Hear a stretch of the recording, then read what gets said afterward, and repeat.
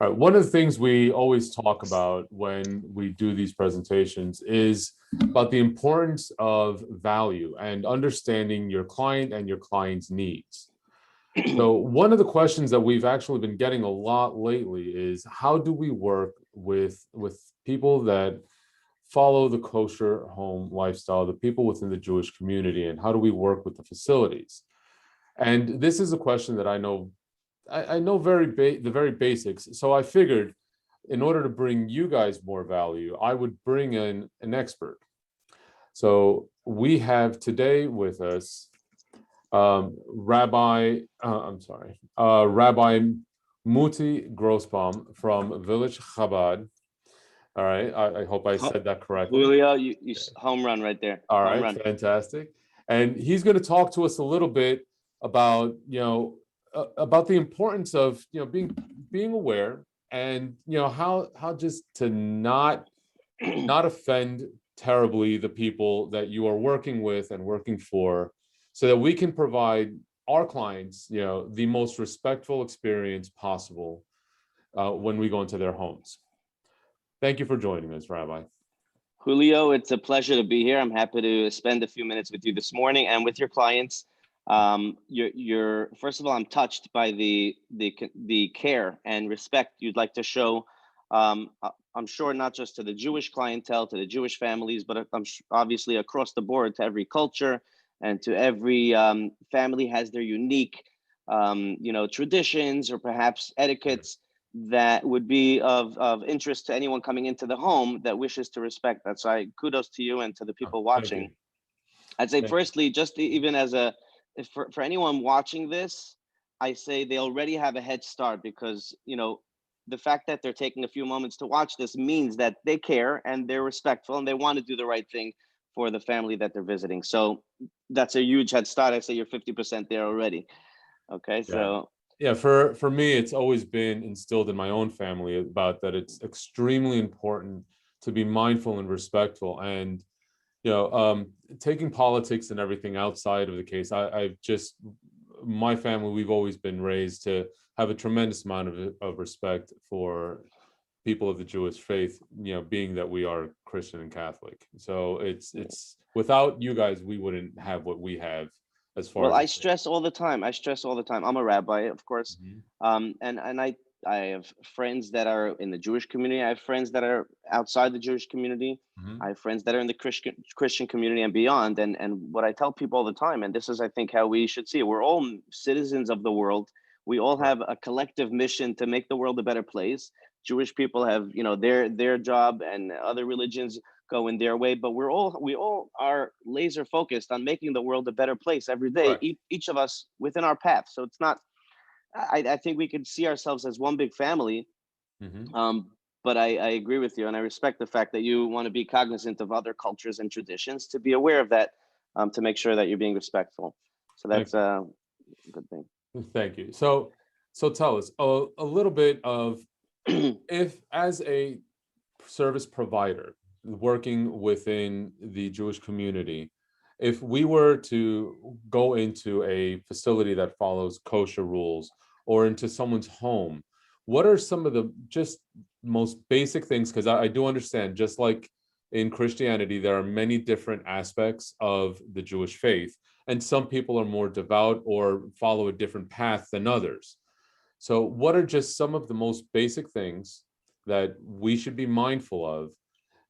For example, I'm aware of there's gender role differences, and that there are limitations on certain foods we can eat or bring into the facility. Yeah. So, what should we be mindful of in order to respect that? So, okay, good question, Julio. So, from what I understand, I guess your clients may be either going into a facility or into an individual, into a private family home. Correct. So, I guess it would be a bit different in either of those circumstances. First, if you're going into a facility, I assume that before you're working with the elderly, this is all for elderly, right? Elderly Correct. care, senior care. Mostly elderly. Yes. Okay, so before you're actually working with the patient, if you call them, or the individual, you would be meeting with the directors of the facility. Correct. So I think a good thing to do, and I'm sure you train your clients to do this for any home they visit, is and especially I would say for if it's a Jewish or kosher keeping facility, is to come in and say, I know this is a kosher facility. I know this is a mostly Jewish facility, and I'd like to be educated. I'd like to be respectful to the traditions and to the cultures of the place and to the individuals. Please teach me some of the basic etiquettes or some of the basic things I should know and be aware of, because I, God forbid, would never want to offend anyone. And more than that, I want people to feel like I'm caring for them, not just as individually, but know and care about their background and their culture. So I think that would be a very good first start for a facility, when one is being hired or starting a job. And the same thing applies when you're going into a home. If you're starting in a relationship with a home that you're visiting, I assume you may be meeting the elderly first, or you may be meeting their children or their family. And with that introduction at your first time, I think it would be great to say, hey, my name is David. My name is Stephanie. It's a pleasure to start working with you. I understand this is a Jewish home. It's great to meet you. I'd love to learn some of the traditions or culture aspects that are important to you as a family, because I would like to be very respectful. Yes. I think both the facility and a family would be very appreciative and touched to hear that from anyone walking into their home. So I can go Agreed. into some details, what you may hear throughout those conversations. Yes. Yeah. But also what you touched on is very true, that you're going to find different experiences and different levels or standards within the array, within the Jewish homes or facilities or families. People, like you said, have different standards or different levels of observance or tradition or religion. But I assume that anyone that has these questions, it may be more of a religious family, or a family that's keeping Yeah. extra Jewish traditions and cultures. So I can go through some of them whenever you're ready. Yes. Whenever. Please. Okay, Feel so free. let's start with kosher. I think if someone's coming into a facility or a home, so let's just bunch them together, because these rules really apply across the board for a family or a facility that keeps kosher. So I would say kosher is, there's a lot of details. Of course, this is not a class on kosher, but firstly, kosher is a strict Jewish diet that's actually not so hard to keep. If you go into your local supermarket, as a matter of fact, you go down the produce aisle, all produce is kosher. Vegetables, Yes. fruits, that's all natural, that's all kosher. Where it comes a question is, different meats are not kosher. Just to tell you, certain animals are kosher, only animals that chew their cuds and have split hooves. Pig, bacon, those are not kosher. Okay. So you wouldn't find that in a kosher home.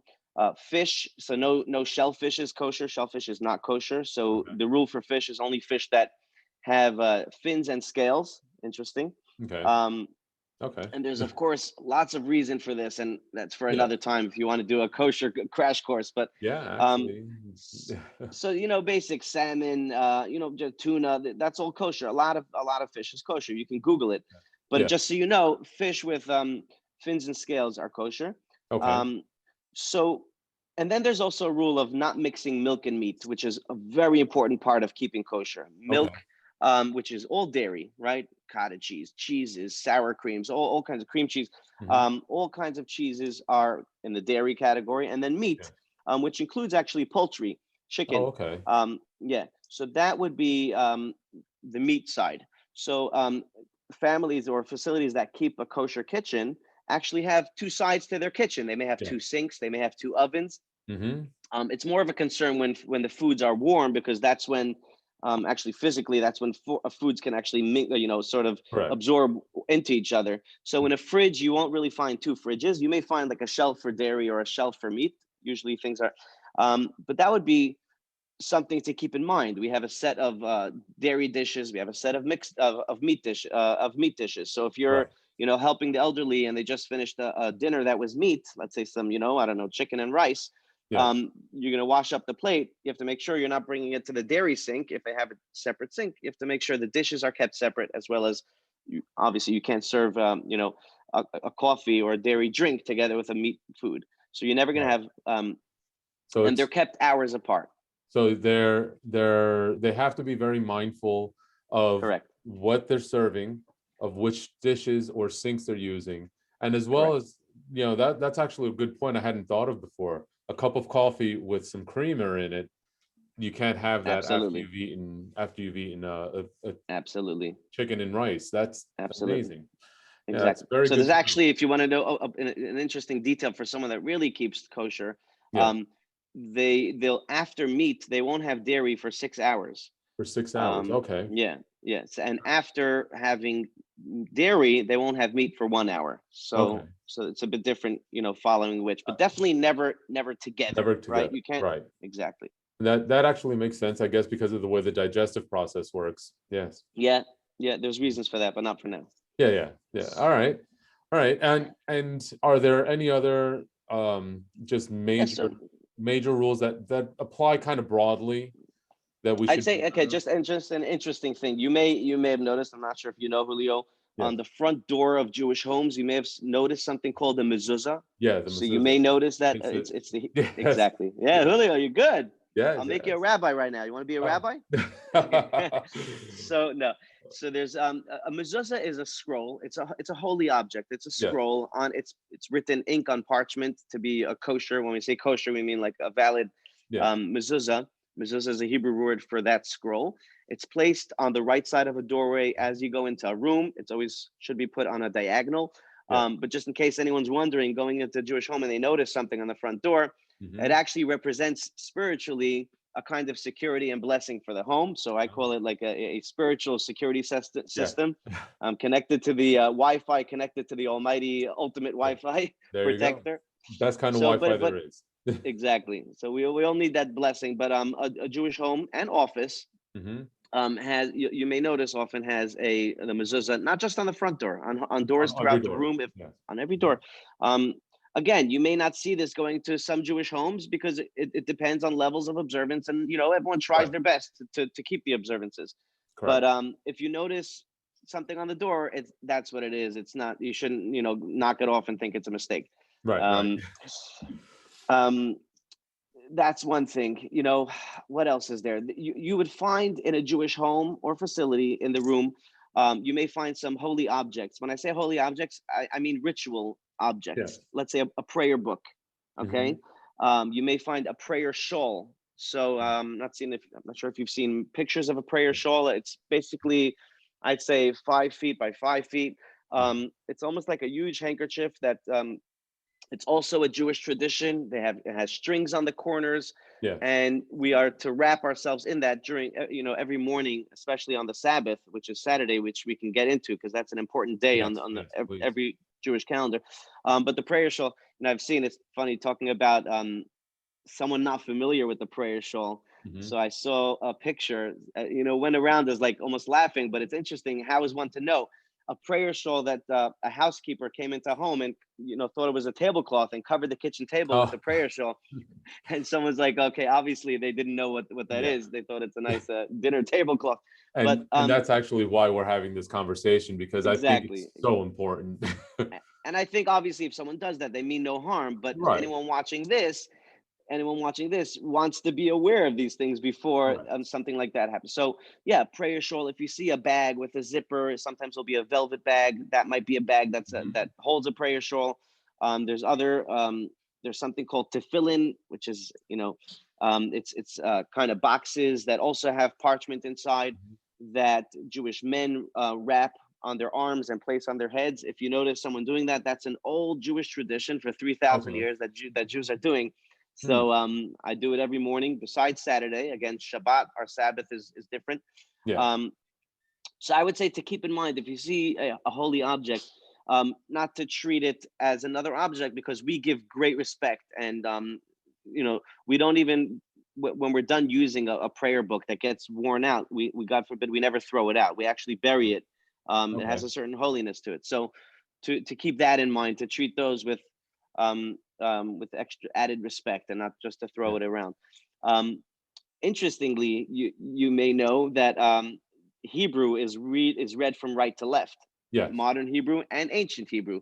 Hmm. So if you find a prayer book or a Torah, a Bible that's written in Hebrew, many people that are not familiar, they'll put it backwards on the shelf or upside down because they'll put it the way an English book goes, but Yes. really that's really upside down Ah. because Interesting. Yeah, when you're opening that's when you're opening a Hebrew book, you open it from right to left, from whereas right you're to opening an right, English book, you open it from left to left right. to right. Yes.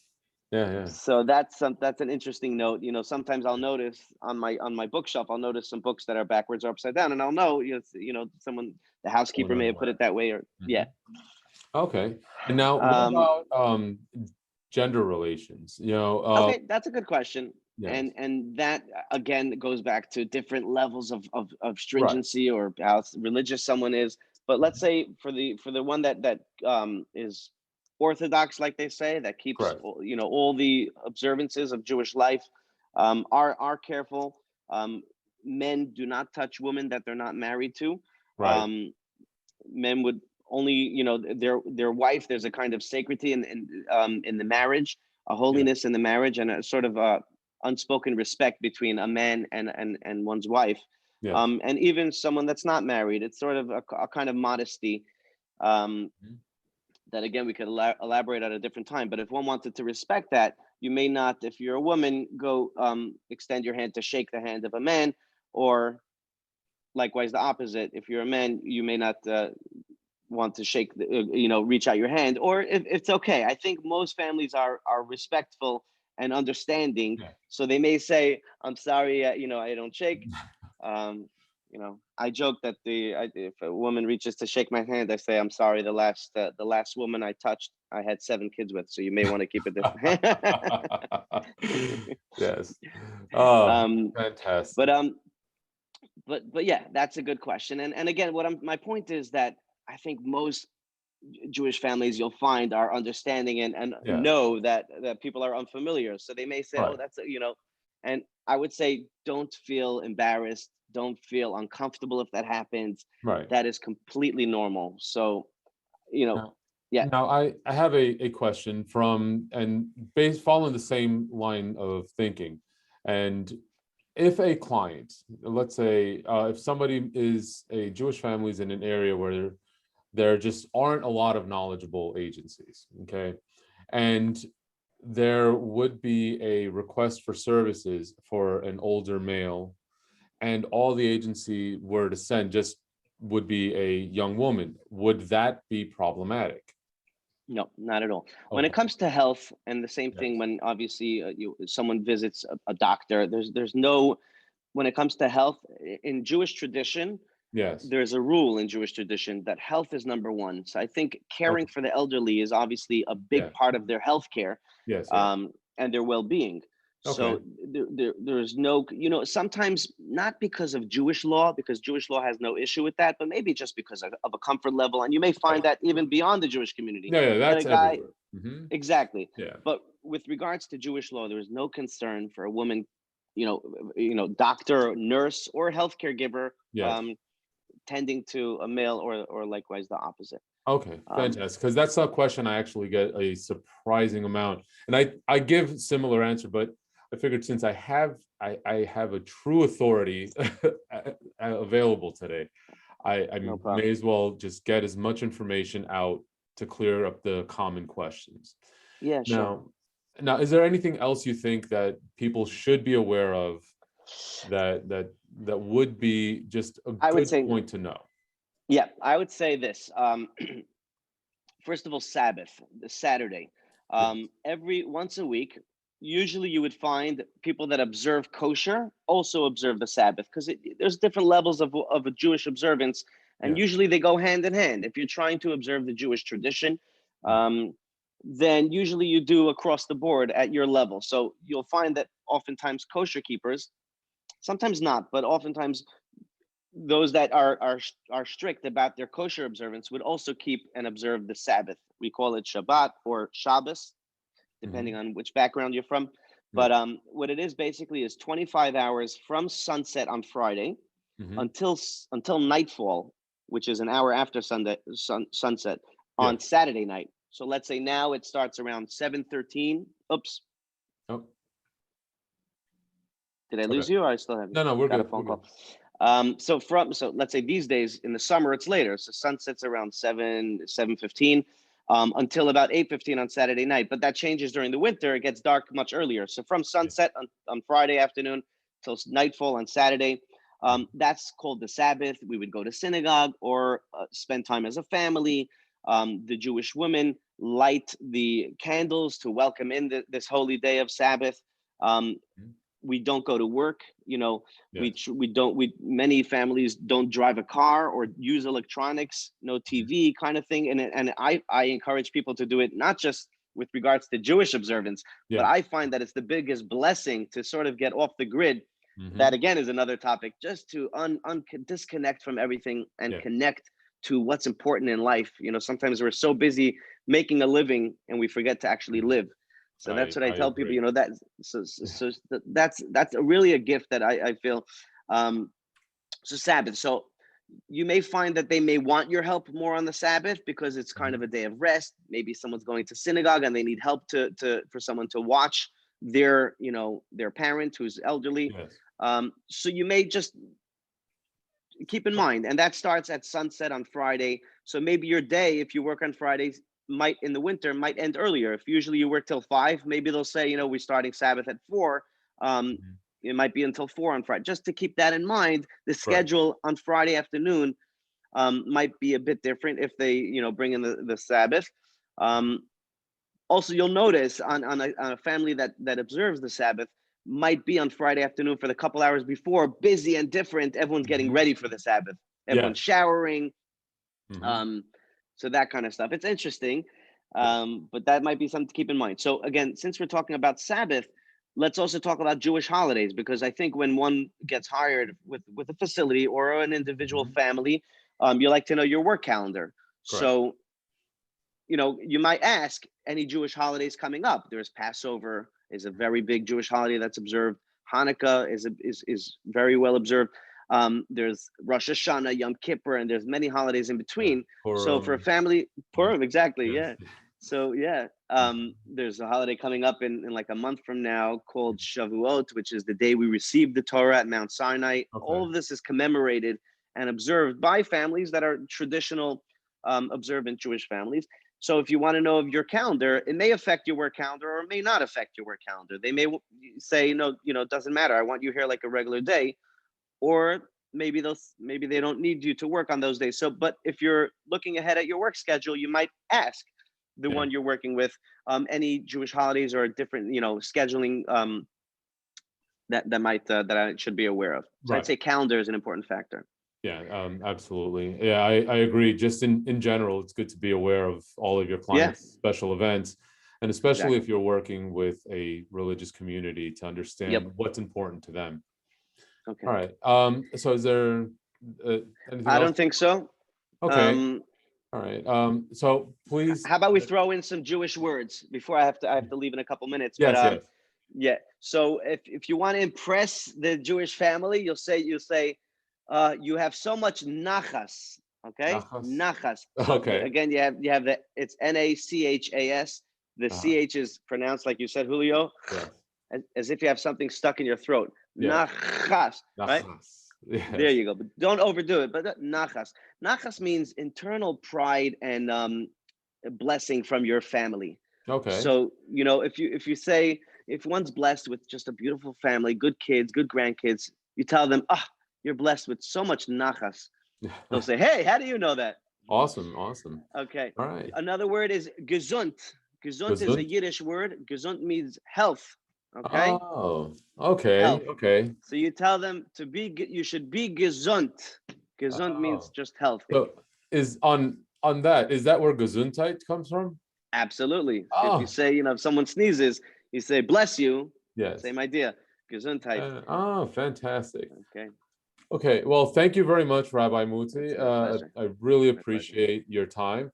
Yeah. Um, and if anyone has any questions, we will include a link to Village Chabad on the Sure. description of the video here, so that you guys can see. Please feel free to donate if you'd like for, That's okay. uh, Julio, I would say even my website might be more localized to my community, but if you want an excellent resource for just yes, Jewish knowledge, I would yes. tell you to visit chabad.org, which is Okay. CHABAD.org.